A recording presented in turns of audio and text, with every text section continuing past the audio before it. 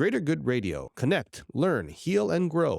My 15-year-old son, he probably has the most, always did, just had like this connection with the ocean in a different way. Of course, all of my kids surf and are watermen and women, but he really is a fisherman too. So you see your dad in him?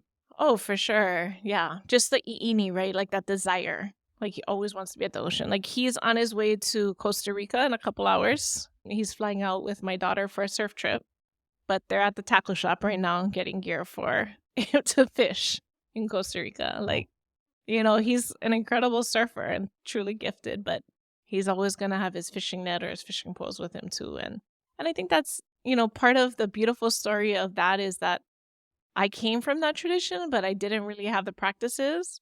But Dwayne grew up in a community where people still fish. And he remembers stories of Auntie Rel being the best fisherwoman.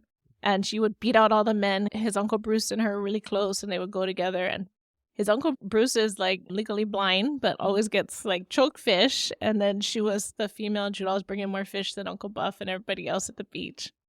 And then the fish was cooked there at Makaha Beach. And it fed all of the kids in the community and all of the people. And that part of Nakamakai's, where Nakamakai came from, genealogy, is like, how do we create a village around the ocean that allows kids to fully just be present with the ocean and they don't have to worry about food or anything safety, that they can just be at the ocean. And really Auntie Rel and Uncle Bruce and those kupuna and tipua set that space up for the kids of Makaha. So my son is super blessed to be able to be a part of that. And him and his best friend, Noapu'u, are fishing all the time. Makaha gets waves in the winter. Is that Mel's son? Yeah, okay. Mel's son. So you can imagine them, those two, Adisoro and Apu'u, going crazy.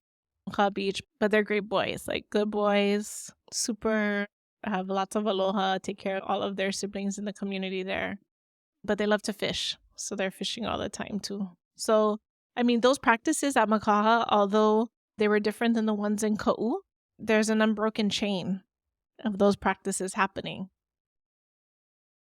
If you resonate with Greater Good Radio, please join our community at www.greatergoodradio.com, where you can get access to exclusive content and offerings. Hope to see you soon.